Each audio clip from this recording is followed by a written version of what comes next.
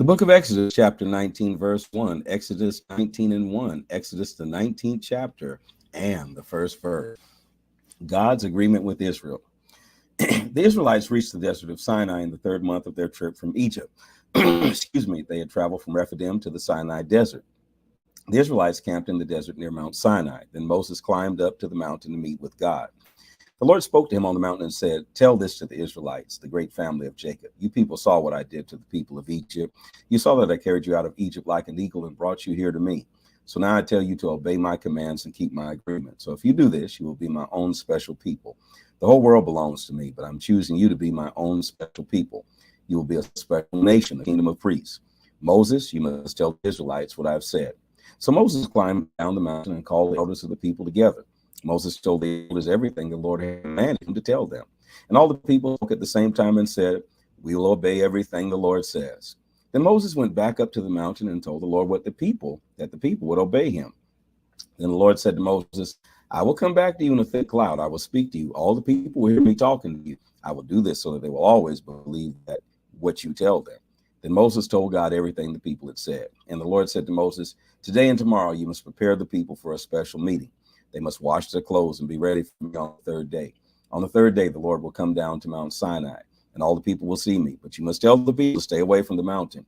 Make a line and don't let them cross it. Any person, animal that touches the mountain must be killed with stones or shot with arrows. But don't let anyone touch them. The people must wait until the trumpet blows. Only then they can go up to the mountain or go up the mountain." So Moses climbed down the mountain and went to the people. He got them ready for the special meeting, and they washed their clothes. Then Moses said to the people, "Be ready for the meeting with God in 3 days. Until that time, do not have sexual relations." On the morning of the third day, a thick cloud came down onto the mountain. There was thunder and lightning and a very loud sound from a trumpet. All the people in the camp were frightened. Then Moses led the people out of the camp to a place near the mountain to meet God. Mount Sinai was covered with smoke. Smoke rose off the mountain like smoke from a furnace. This happened because the Lord came down to the mountain in fire. Also, the whole mountain began to shake. The noise from the trumpet became louder and louder. Every time Moses spoke to God, God answered him with a voice like thunder. So the Lord came down to Mount Sinai. He came from heaven to the top of the mountain. Then he called Moses to come up to the top of the mountain with him. So Moses went up to the mountain. The Lord said to Moses, "Go down and warn the people not to come near me and look at me. If they do, many will die. Also tell the priests who come near the Lord that they must prepare themselves for this special meeting. If they don't, I, the Lord, will punish them." Moses said to the Lord, "But the people cannot come up to the mountain. You yourself told us to make a line and not allow the people to cross the line to holy ground." The Lord said to him, "Go down to the people. Get Aaron and bring him back with you. Don't let the priests or the people come near me. I will punish them if they come too close." So Moses went down to the people and told them these things. Exodus 20, the 10 Commandments. These are the things God told his people. "I am the Lord your God. I am the one who freed you from the land of Egypt. You were slaves. You must not worship any other gods except me. You must not make any idols, take any statues or pictures of anything up in the sky or anything on the earth or anything down in the water. Don't worship or serve idols of any kind, because I, the Lord, am your God. I hate my people worshiping other gods. People who sin against me become my enemies, and I will punish them. I will punish their children, their grandchildren, even their great-grandchildren. But I will be very kind to people who love me and obey my commands. I will be kind to their families for thousands of generations. You must not use the name of the Lord your God to make empty promises. If you do, the Lord will not let you go unpunished. You must remember to keep the Sabbath a special day. You may work 6 days a week to do your job, but the seventh day is a day of rest in honor of the Lord your God. So on that day, no one should work, not you, nor your sons or daughters, or your men or women slaves. Even your animals and foreigners living in your cities must not work. That is because the Lord worked 6 days and made the sky, the earth, the sea, and everything in them. And on the seventh day, he rested. In this way, the Lord blessed the Sabbath, the day of rest. He made that a very special day. You must honor and respect your father and your mother. Do this so that you will have a full life in the land that the Lord your God gives you. You must not murder anyone. You must not commit adultery. You must not steal anything. You must not tell lies about other people. You must not want to take your neighbor's house. You must not want his wife, and you must not want his men and women servants or his cattle or his donkeys. You must not want to take anything that belongs to another person. The people are afraid of God. During all this time, the people in the valley heard the thundering and saw the lightning on the mountain. They saw smoke rising from the mountain and heard the sound of the trumpet. They were afraid and shook with fear. They stood away from the mountain and watched. Then the people said to Moses, if you want to speak to us, and we will listen, but please don't let God speak to us. If this happens, we die. Then Moses said to them, don't be afraid. God has come to test you. He wants you to respect him so that you will not sin. The people stood far away from the mountain while Moses went to the dark cloud where God was. Then the Lord told Moses to say to the Israelites, you people have seen that I talk with you from heaven, so you must not make idols using gold or silver to compete with me. You must not make these false gods. Make a special altar for me. You should use dirt to make this altar. Offer sheep and cattle as burnt offerings and fellowship offerings on this altar. Do this in every place where I tell you to remember me. Then I will come and bless you. But if you use stones to make an altar, then don't use stones that were cut with an iron tool. If you do that, it will make the altar unacceptable. And you must not make steps leading up to the altar. If there are steps, when people look up to the altar, they will be able to see under your clothes. Exodus 21, other laws and commands. Then God said to Moses, these are the other laws that you will give to the people. If you buy a Hebrew slave, then that slave will serve for only 6 years. After 6 years, he will be free and he will have to pay nothing. If he's not married when he becomes your slave, when he becomes free, he will leave without a wife. But if the man is married when he becomes your slave, then he will keep his wife at the time he is made free. If the slave is not married, the master can give him a wife. If that wife gives birth to sons or daughters, she and her children will belong to the master. After the slave is finished with his years of service, he will be made free. But if the slave decides that he wants to stay with the master, he must say, I love my master, I love my wife and my children. I will not become free, I will stay. Ain't that nothing? If this happens, the master will bring the slave before God. The master will take the slave to a door or the wooden frame around the door and pierce the slave's ear using a sharp tool to show that the slave will serve the master all his life. A man might decide to sell his daughter as a slave.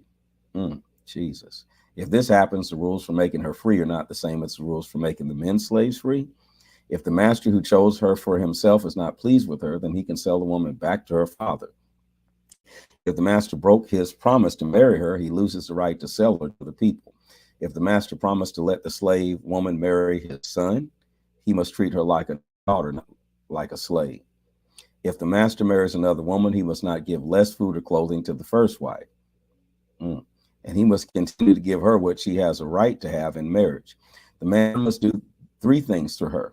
These three things for her. If he does not, the woman is made free and will cost her nothing. She owes money to the man. And this comes from a man selling his daughter. Whoever hits and kills someone must be killed too. But if an accident happens and a person kills someone without planning it, then God allowed that thing to happen. I will choose some special places where people can run to for safety, so that person can run to one of those places. But whoever plans to kill someone out of anger or hatred must be punished. Take them away from my altar and kill them. Whoever hits their mother or father must be killed. Whoever steals someone to sell them as a slave or to keep them for their own slave must be killed. Whoever curses their father or mother must be killed. Two men might argue, and one might hit the other with a rock or with his fist. If the man who was hurt is not killed, the man who hurt him should not be killed. If the man was hurt and must stay in bed for some time, the man who hurt him must support him. The man who hurt him must pay for the loss of his time. He must support him until he is completely healed. Sometimes people beat their slaves. If the slave dies after being beaten, the killer must be punished. But if the slave gets up after a few days, then the master will not be punished? Oh, no. That is because someone paid their money for the slave and the slave belongs to them. Ain't that nothing? Two men might be fighting and hurt a pregnant woman. This might make the woman give birth to her baby before it's time. If the woman was not hurt badly, the man who hurt her must pay a fine. The woman's husband will decide how much the man must pay. The judges will help the man decide how much the fine will be. But if the woman was hurt badly, then the man who hurt her must be punished. The punishment must fit the crime. You must trade one life for another life. You must trade an eye for an eye, a tooth for a tooth, a hand for a hand, a foot for a foot, a burn for a burn, a bruise for a bruise, a cut for a cut. If a man hits a slave in the eye and the slave is blinded in the eye, then the slave will be allowed to go free. Yeah, but you can't see. His eye is the payment for his freedom. This is the same for a man or woman slave. If a master hits his slave in the mouth and the slave loses a tooth, then the slave will be allowed to go free. The slave's tooth is payment for the slave's freedom. This is the same for a man or woman slave.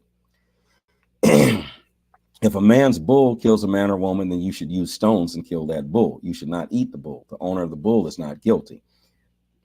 But if the bull had hurt people in the past, and if the owner was warned, then the owner is guilty. That is because he did not keep the bull tied or locked in its place. So if the bull is allowed to be free and kill someone, the owner is guilty. You should kill the bull with stones and also kill the owner. Wow. But the family of the dead man may accept money. If they accept money, the man who owned the bull should not be killed, but he must pay as much money as the judge decides. This same law must be followed if the bull kills someone's son or daughter. But if the bull kills a slave, the owner of the animal must pay the master 30 pieces of silver. And the bull must also be killed with stones. This law will be the same for men and women slaves. A man might take a cover off a well or dig a hole and not cover it. If another man's animal comes and falls in that hole, the man who owns the hole is guilty. The man who owns the hole must pay for the animal, but after he pays for the animal, he will be allowed to keep the body of that animal. And what good is that? If one man's bull kills another man's bull, they should sell the bull that is alive. Both men will get half of the money that comes from selling the bull, and both men will also get half of the bull that was killed. But if a man's bull has hurt other animals in the past, that owner is responsible for his bull. If his bull kills another bull, he is guilty because he allowed the bull to be free. That man must pay bull for bull. He must trade his bull for bull that was killed. This is the word of the Lord. Please place that in the comment section. This is the word of the Lord. Follow, like, share, and subscribe. That's all I'm going to say. This is the word of the Lord.